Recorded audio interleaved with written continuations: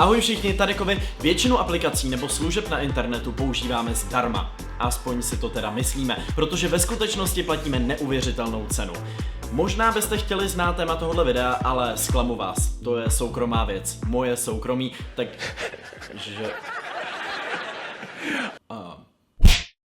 Hlavním tématem dnes bude soukromí a začneme na místě, kam většina z nás píše nejvíc informací o sobě.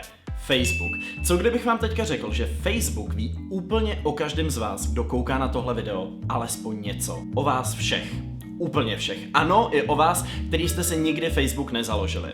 Jak je to možné? Facebook nám všem na začátku, kdy se zakládáme účet, dá lákavou nabídku. Chcete zjistit, kdo z vašich přátel je na Facebooku taky? Dejte nám přístup ke všem svým kontaktům. A většina lidí to fakt udělá. Facebook si potom z toho seznamu čísel nejenže vybere všechny ty, který už si tam někdo ke svýmu účtu přidal, ale pro ty, který se ještě nikdo na Facebooku nezaregistroval, vytvoří takzvaný stínový profily. Čili stačí jenom jediný člověk, kterému jste kdy dali svoje telefonní číslo a on ho sdílel s Facebookem. No víš, já se tě na Facebooku do přátel přidat nemůžu. Počkej, proč? No protože Facebookový účet nemám. Já nejsem žádná ovce a jdu proti proudu.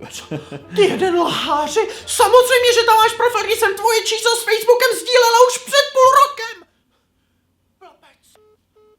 Může to být ale ještě horší. Pokud máte nějakýho kamaráda, který používá Messenger nebo Facebook Lite na Android telefonu, mohlo se stát, že klidně omylem odsouhlasil Facebooku přístup k výpisům hovorů i k textovým zprávám. Facebook tak u těch lidí mohl vidět, s kým si volají, jak často, jak dlouho tyhle hovory trvají a mohl číst jejich textovky. A ty si ty lidi mohli psát právě s váma. Nebojte, brzo vám řeknu, jak donutit Facebook, aby o vás tyhle intimní data přestal sbírat. Ještě předtím se ale pojďme podívat na obrovský skandál, který donutil šéfa Facebooku Marka Zuckerberga říct tohle. This is a good beginning of my plan to dominate the human race.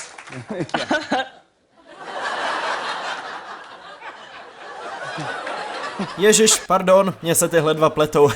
Samozřejmě tohle je Mark Zuckerberg. So this was a major breach of trust, and I'm really sorry that this happened. We have a basic responsibility to protect people's data, and if we can't do that, then we don't deserve to have the opportunity to serve people. Jedná se o skandál se společností Cambridge Analytica, o kterém vyšlo tolik článků a reportáží, že už vlastně ani nikdo neví, co se přesně stalo. A téměř nikdo neřeší, že tato společnost obrovským skandálem působila i tady v České republice. Dovolte, abych vám to trochu osvětlil. Chápu, spousta z vás si možná říká, mě je úplně jedno, že mě Facebook sleduje. Jediný, co tam dělám, je, že občas pošlu gif s koťátkem nebo nějaký meme nebo něco lajknu. To je právě ale ten největší omyl. Vše začíná výzkumem z roku 2013, který uvádí, že jenom podle několika lajků lze určit vaše pohlaví, náboženství, rasu, sexuální orientaci nebo dokonce to, pro koho budete volit. S dost solidní, ale ne zcela úplnou přesností. Tohoto výzkumu se všimla britská společnost Cambridge Analytica, která oslovila akademika Alexandra Cogana s jednoduchým požadavkem. Sestavte nám osobnostní dotazník o 100 otázkách. Ten vyplnilo 270 000 Američanů. Každý z nich za směšných 100 korun. Ale byl v tom háček. Abyste ten test mohli vyplnit, museli jste se nejdřív přihlásit vaším Facebookovým účtem. Kogan tak dostal přístup k informacím typu datum narození, místo bydliště, ale hlavně lajkům. Ano, přesně těm lajkům, díky kterým lze vyčíst tolik o vaší osobnosti. Kogan měl tak 3 typy údajů. Za prvý lajky, za druhý informace, které jste veřejně sdíleli na Facebooku a dali jste k ním přístup jemu, a za třetí těch 100 odpovědí z dotazníku. O účastnících tak zjistil úplně všechno, dokonce i věci, které o sobě ty účastníci ani sami nevěděli. Kombinací toho všeho získal v podstatě psychometrický model. Ten zkombinoval s tím, jak daní lidé volili, a všechno odeslal společnosti Cambridge Analytica. To ale nebylo všechno. Díky tehdejšímu nastavení Facebooku dostala Cambridge Analytica přístup i k údajům všech přátel každého účastníka. Nejenže tak měli ucelené profily 270 000 lidí, ale taky dalších 87 milionů dalších méně ucelených profilů. To je víc než čtvrtina amerických voličů. A teďka přijde to, čemu nelze říct jinak než totální průser, protože jde o to, jak Cambridge Analytica s těmahle datama naložila. Tohle je Alexander Nix, člověk, který ještě minulý rok na konferenci popisoval, jak Cambridge Analytica vyhrála volby Donaldu Trumpovi. We were able to use data to identify that there was very large quantities of persuadable voters there that could be influence to vote for the Trump campaign. V kostce šlo o to, že Cambridge Analytica využila ty data, která měla z tohohle facebookového skandálu, plus k tomu přidala 150 000 průzkumů každý týden z každého státu v Americe a vytvořila obrovskou databázi voličů. Díky tomu potom mohla zacílit na každého voliče zvlášť. Tehdy ještě nikdo netušil o tomhle datovém skandálu Facebooku, takže Cambridge Analytica byla v pozici všemocné společnosti, která ale dbá na demokratické zásady. As long as they're free and fair elections and democracy is being upheld, we think it's the duty of our firm to provide candidates with the best possible service. That's the only way you can have fair elections. V reálu je ale všechno mnohem děsivější. Britská televize Channel 4 nedávno odvysílala skvělou reportáž, kde lidi z Cambridge Analytica skrytě natočila na schůzkách s nastrčeným figurantem, který se snažil vypadat jako člověk ze Srí Lanky, který by chtěl ovlivnit volby. Celkem proběhly 4 schůzky a ty věci, které tam padaly, byly absolutně šílený. Two fundamental human drivers when it comes to taking information on board effectively are hopes and fears, and many of those are unspoken and even unconscious. You didn't know that was a fear until you saw something that just evoked that reaction. And our job is to understand what are those really deep-seated underlying fears, concerns. There's no good fighting an election campaign on the facts, because actually it's all about emotion. I know people who used to work for MI5, MI6.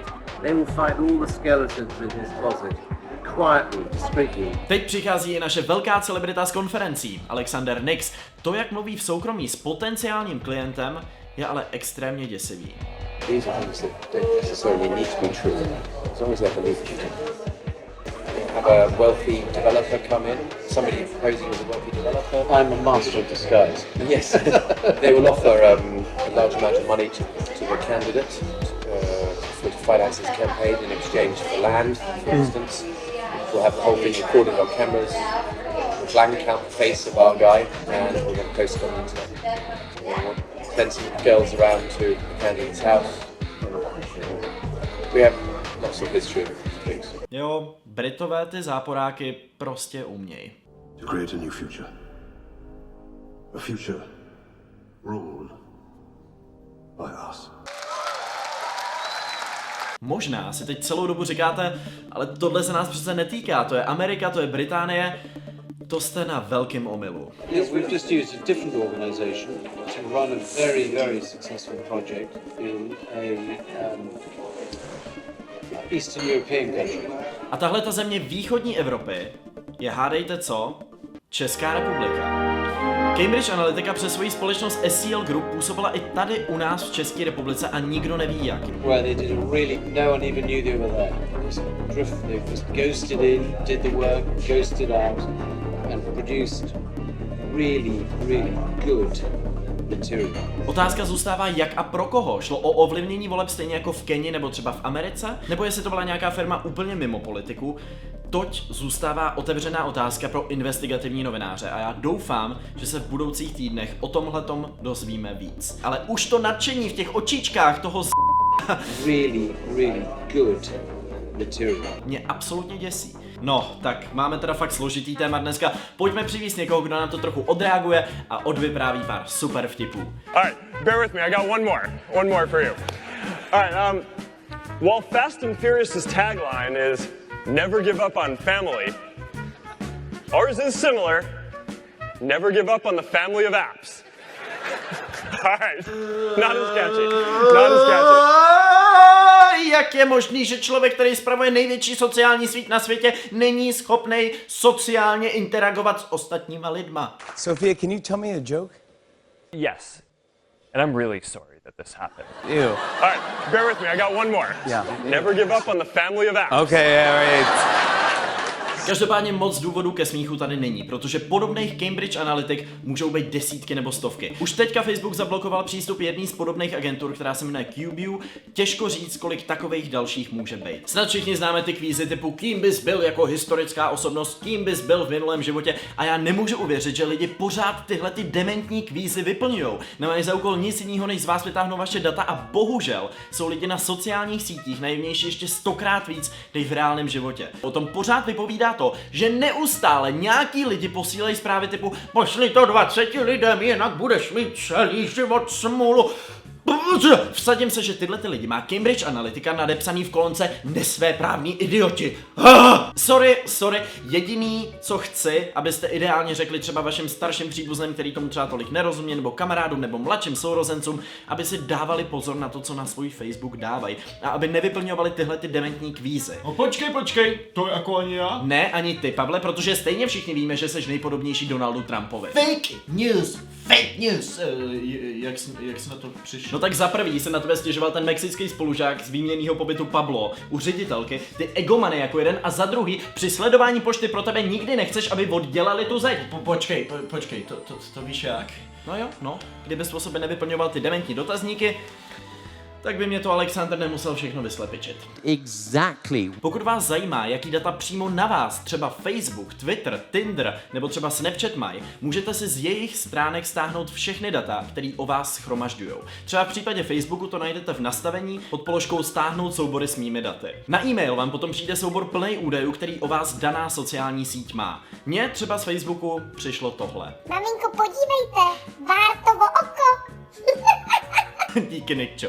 Kromě podobných veselých videí z konverzací tam můžou být i závažnější věci, na který reklamy jste klikli, který firmy mají přístup k vašim osobním údajům, jaký zprávy jste si psali třeba se svou nebo se svým ex, hlasové zprávy, fotky, videa, gify, prostě úplně všechno, všem z vás doporučuji si to stáhnout a případně potom ve výsledku buď danou sociální síť úplně smazat, což je teda v dnešní době hodně těžký, to si přiznejme. A nebo aspoň limitovat přístup k vašim datům, který ta daná sociální síť má, na nejnižší minimum, který je možný. Tohle to všechno, například, že máme přístup ke složce s našima datama, což dřív bylo možný maximálně pro novináře, je možný díky novému nařízení EU GDPR.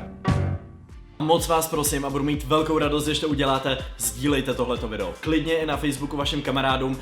Za první mě dalo hrozně zabrat dát tohle do nějaký srozumitelný stručný podoby, ale hlavně mě překvapuje, kolik lidí si pořád neuvědomuje, že sice neplatí penězma, ale platí soukromím. A spousta těch věcí, které o nás oni vědějí, nevíme ani my sami.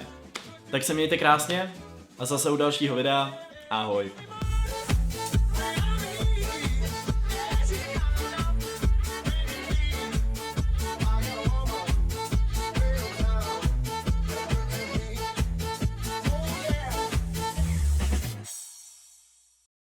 Friend me on Facebook.